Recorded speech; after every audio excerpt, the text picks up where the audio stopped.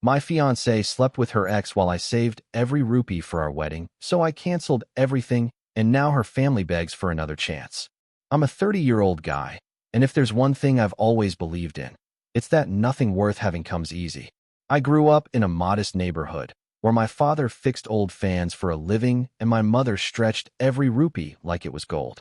We didn't have luxuries, but we had pride, and I carried that into adulthood. Every achievement, every step forward, had to be earned. That's how I was raised, and honestly, it became my entire identity. I met Ananya 4 years ago, during a time when I was still finding my footing. I was juggling 2 part-time jobs, trying to pay off my student loans while saving for a small apartment. She was everything I wasn't: graceful, confident, and from a family that never had to worry about the price of milk. But she never looked down on me. In fact, she said she admired my drive. "You're the kind of man people build a future with," she once told me, smiling across a roadside tea stall.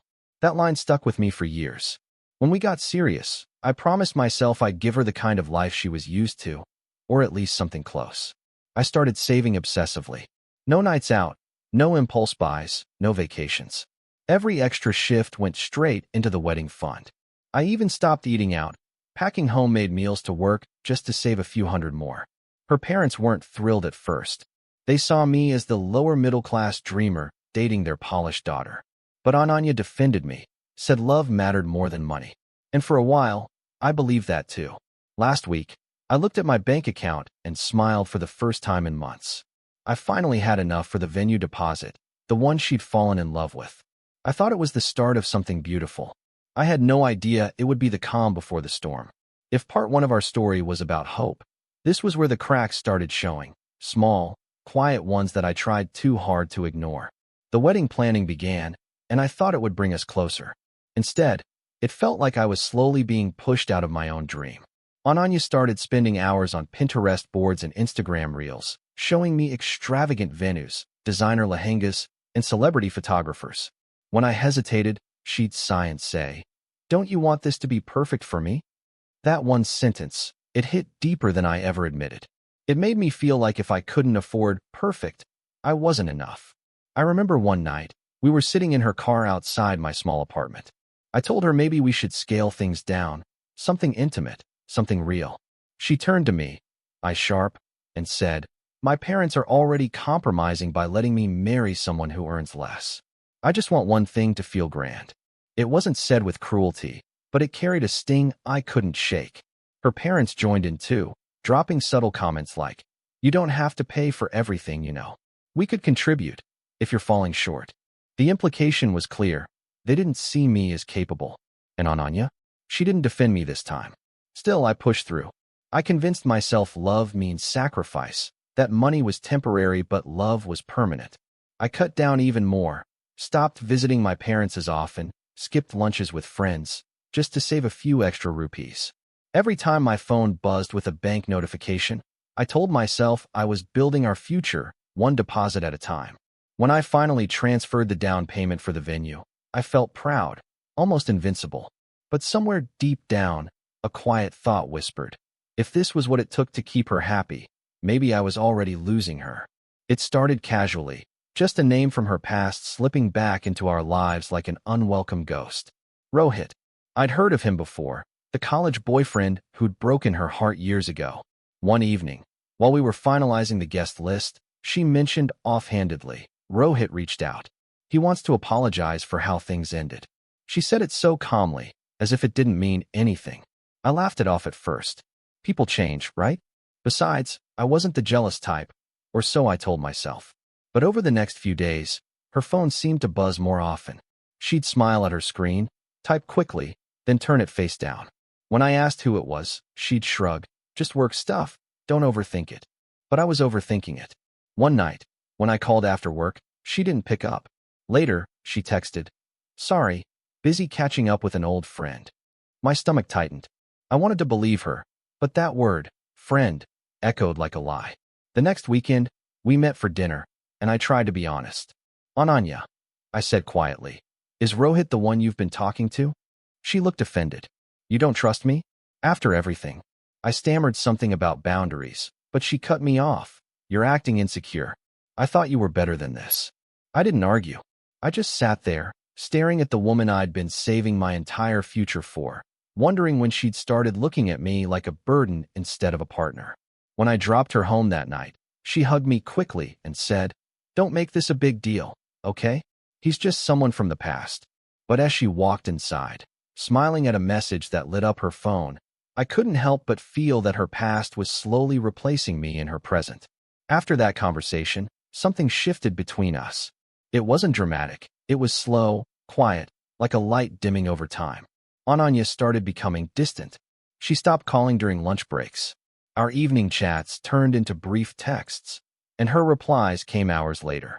When I'd ask how her day was, she'd say, "Exhausting," and change the subject. I tried to blame it on the wedding stress. After all, she was juggling vendors, family expectations, and her demanding job. But there was an emotional wall between us now, one I couldn't seem to climb. When I reached for her hand, she'd gently pull away, saying she was tired. When I offered to help with planning, she said, "It's fine. I've got it."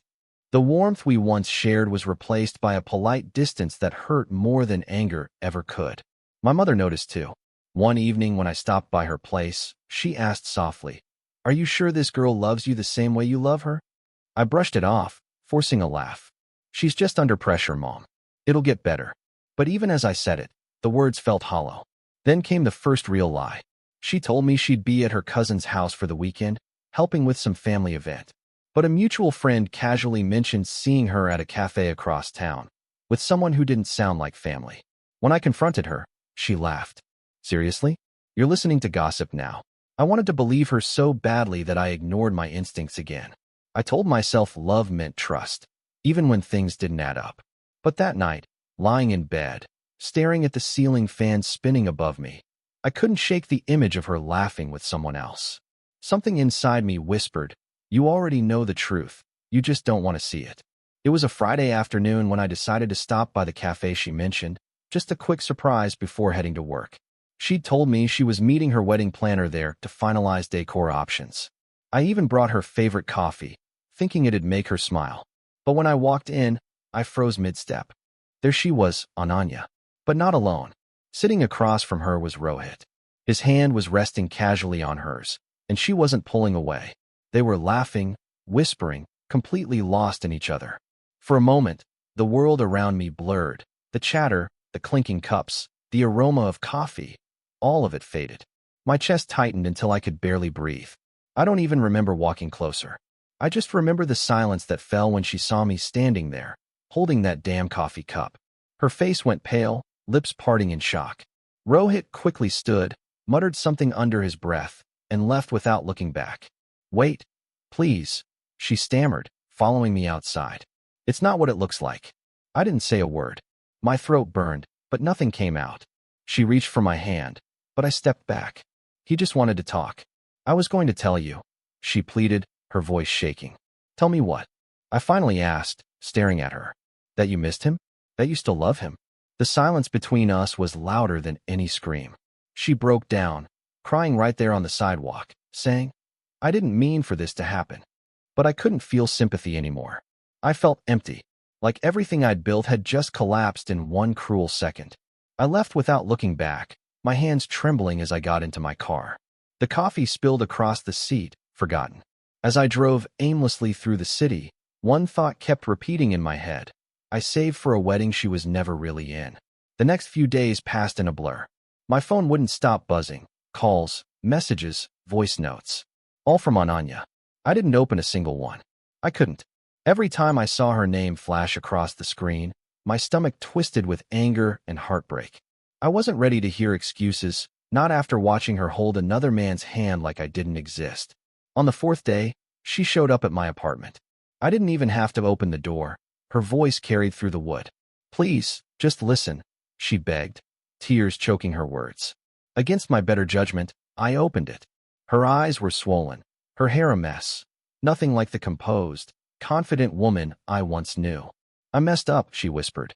"I just needed closure. I wanted to know why he left me back then. But it didn't mean anything." I stared at her, searching for even a trace of truth in her eyes. "Didn't mean anything?" I repeated, my voice barely above a whisper. "You laughed with him like he still had your heart." She reached for me, but I stepped back. Please, I love you. I swear I never crossed a line. Her words felt rehearsed, fragile, like a performance she didn't even believe in anymore. A few hours later, her mother called. You're overreacting, she said coldly. Ananya made a mistake. You don't throw away a wedding over one small lapse in judgment. That line broke something inside me. It wasn't just Ananya. It was the way her whole family saw me, as someone disposable, someone who should just accept it. When I hung up, the silence in my apartment felt heavier than ever. For the first time, I wondered if love was supposed to hurt this much, or if I was the only one still fighting for something already dead. A week passed before everything truly collapsed. I had started going through my days on autopilot. Work, home, silence, repeat. I wasn't eating much, wasn't sleeping either. Every time I closed my eyes, I saw that cafe. That moment she looked at me like a stranger. I kept trying to convince myself maybe it was a mistake, maybe she meant what she said. But deep down, I already knew the truth was uglier than anything she'd admit. Then one evening, my best friend Arv called. His tone was different, hesitant, almost guilty. Bro, there's something you need to see. He sent me a screenshot from Instagram. A coworker of Rohit's had posted a story from a resort 2 towns over. The picture was harmless at first glance. A pool, cocktails, the kind of weekend getaway people brag about. But there, in the reflection of a glass door, was Ananya. Her hair tied up, wearing the same dress I'd seen her wear 2 weeks ago. She wasn't alone. Rohit's arm was around her shoulders. I remember sitting still for a long time, the room spinning. My chest burned, my throat felt dry, and yet I couldn't cry. It was like my body had gone numb trying to protect me.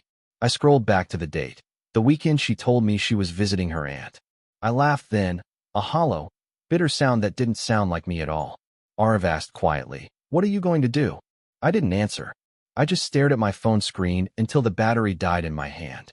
That night, I deleted every wedding file, every saved Pinterest folder, every photo of us. Then I sat there in the dark, surrounded by silence, realizing that the woman I was about to marry had been with someone else while I was saving for our future. And for the first time in years, I didn't feel love. I felt hatred. Quiet, cold, final. By Monday, I had made up my mind. I was done with denial. I called Ananya and asked her to meet with me and her parents to finalize some wedding details. She sounded relieved, probably thinking I was ready to forgive her. I wasn't. I just needed to end this the right way, face to face, no more lies, no more pretending. We met at her family's house that evening. Her parents were already there, dressed neatly, smiles forced but polite. "We're glad you've come to your senses," her mother said. Pouring tea like this was any normal conversation. Ananya sat beside me, eyes red but hopeful. I didn't say a word. Instead, I took out my phone and placed it on the table. With one tap, the resort video played, the one her ex's coworker had posted. The sound filled the room. Laughter, splashing water, and then her voice, her unmistakable voice, saying, "I've missed this." The silence that followed was suffocating. Ananya's hand trembled as she reached for the phone, whispering, "Where did you get that?" Her father frowned, muttering, "This doesn't prove anything." "It proves enough," I said quietly. My voice was calm, but my hands were shaking. "You were with him. While I was saving every rupee to marry you, you were with him." Her mother tried to speak, but I cut her off. "You taught your daughter that love is about comfort, not commitment." I learned that the hard way. Ananya sobbed, clutching her mother's arm, begging me to listen. Her father slammed his cup down. "You'll never find someone of her class again," he snapped. I stood up, buttoned my coat, and looked him dead in the eye. "You're right. I won't. And thank God for that." Then I walked out, leaving behind their stunned faces and the wreckage of a wedding that would never happen. But even as I closed their gate behind me, my heart didn't feel lighter. The betrayal still clung to me, like smoke I couldn't wash off. The days after the confrontation were strangely quiet. I expected chaos, calls, arguments, guilt trips, but instead, there was silence. It was as if Ananya and her family had evaporated from my life overnight. The only noise left was inside my head, flashes of every sacrifice I'd made, every time I'd chosen her over myself. I felt hollow, like someone had scooped the soul out of me and left a shell behind. Her relatives started whispering, though. Mutual friends told me stories. how her family painted me as unstable, claiming I'd embarrassed them publicly over a misunderstanding. I didn't respond. I didn't post, didn't explain, didn't fight back. For once, I let the silence do the talking. People who mattered knew the truth. The rest could believe whatever made them sleep better. Slowly, I began untangling myself from her. I moved out of our shared apartment. Every corner of that place felt haunted by memories of her laughter. I canceled all wedding bookings and told the vendors to keep the deposits. Donate it, I said to one manager when he offered a refund. Someone else could use a happy ending. My mother cried when she found out everything. She said, "You gave too much of yourself to people who didn't deserve you." For the first time in months, I didn't argue with her. She was right. I started rebuilding quietly. I picked up extra hours at work, not because I had to, but because I needed the distraction. I stopped checking my phone, stopped waiting for her name to pop up. Each day without her felt both painful and freeing, like tearing off a bandage one layer at a time. And even though I was alone, I realized something important. I'd rather live with loneliness than live with betrayal disguised as love. 3 months later, when I finally started to feel normal again, they came crawling back. It began with a message from an unknown number. "She's not eating. Please just meet her once." It was Ananya's mother. I ignored it. But 2 days later, a knock echoed on my door. It was her father, the same man who once told me I'd never find someone of her class. He stood there, uninvited, holding an expensive box of sweets. "She's realized her mistake," he said flatly. "People make bad choices. Don't throw away a lifetime over one." His tone wasn't apologetic. It was managerial, as if he was negotiating a business deal. I didn't invite him in. I just said, there was never a lifetime to throw away, and closed the door. But it didn't stop. Calls came daily, first from her parents, then from her friends, then finally from Ananya herself. Her messages were a mix of regret and manipulation. "I made one mistake. You're the only one who truly knew me. Can't we start over?" Each word chipped at the resolve I'd built, but not enough to break it. Eventually, I agreed to meet them, not out of curiosity, but closure. They invited me to dinner, promising a peaceful talk. I sat across from her family, watching them pretend like nothing had happened. Ananya looked thinner, quieter, but her eyes still held that same self-centered fear, the fear of losing comfort, not love. Her mother clasped my hands and whispered, "Let's just move past this. Everyone deserves a second chance." I pulled my hands away gently. "You're right," I said. "Everyone does. That's why I'm giving myself one." Then I stood up, left the untouched food on the table, and walked out before they could say another word. That night, I didn't feel anger anymore, just relief. The kind that comes when you finally stop fighting for something that never fought for you. After that dinner, I disappeared from their lives completely. I blocked every number, deleted every photo, and moved into a new apartment across the city. For the first time in years, my mornings didn't start with anxious texts or emotional manipulation. They started with peace. But peace has a way of making people curious, especially those who once thrived on your pain. A few weeks later, Arav called me, chuckling. "Bro, remember Ananya's dad? He's been asking around about you. Word is, they're panicking." Apparently, once word spread that I had canceled everything publicly, their family's reputation took a hit in their social circles. The businessman who once mocked my lower status now had to explain why his daughter's fiancé called off a wedding over an affair. No amount of polite spin could hide the truth. Meanwhile, I kept my head down and focused on rebuilding. I used the savings I once set aside for the wedding to expand my freelance business. I started landing new clients, earning more than I ever had before. The same money I once thought would build our future was now building mine. Months passed. Every so often, I'd hear bits of gossip. Rohit had dumped her not long after everything came out. Ananya tried to return to her old job, but couldn't handle the whispers. She moved back home, depressed and isolated. People pitied her, I didn't. Not out of cruelty, but because I knew karma didn't need my help. My revenge wasn't loud or messy. It was silent, steady, and absolute. Success became my response. Silence became my closure. Sometimes at night, I'd look at my reflection and realize I'd finally become the man I was trying to be all along, just not for the person I thought I'd spend forever with. And honestly, that was enough. A full year passed before I finally felt like myself again. The pain had dulled into something quieter, something that no longer controlled me. I'd learned to fill my time with purpose instead of memories. My small business had grown into something stable, even thriving. I bought my first apartment, the same dream I once postponed for a wedding that never happened. When I stood in that empty space, sunlight spilling across the floor, I realized it symbolized something bigger, freedom I'd earned the hard way. One morning, as I was sorting through emails, I saw her name again. Ananya. The subject line read, "I just wanted to say I'm sorry." For a moment, I considered deleting it without opening. But curiosity won. It wasn't long, just a few paragraphs about how she regretted everything, how she'd lost herself, how she hoped I'd someday forgive her. At the end, she wrote, "You were the best thing that ever happened to me, and I threw it away." I stared at the screen for a long time before replying. "I hope you find peace," I wrote. "I already have." I hit send, leaned back in my chair, and felt an unfamiliar calm settle over me. It wasn't triumph. It wasn't bitterness. It was closure. That evening, I visited my parents. My mother hugged me and said, "You seem lighter." And I was. Because for the first time, I wasn't carrying the weight of someone else's expectations, guilt, or betrayal. I was just me. Sometimes, I think back to everything that happened, not with pain, but with gratitude. I didn't lose a fiancé. I lost a parasite. And in that loss, I found something worth infinitely more.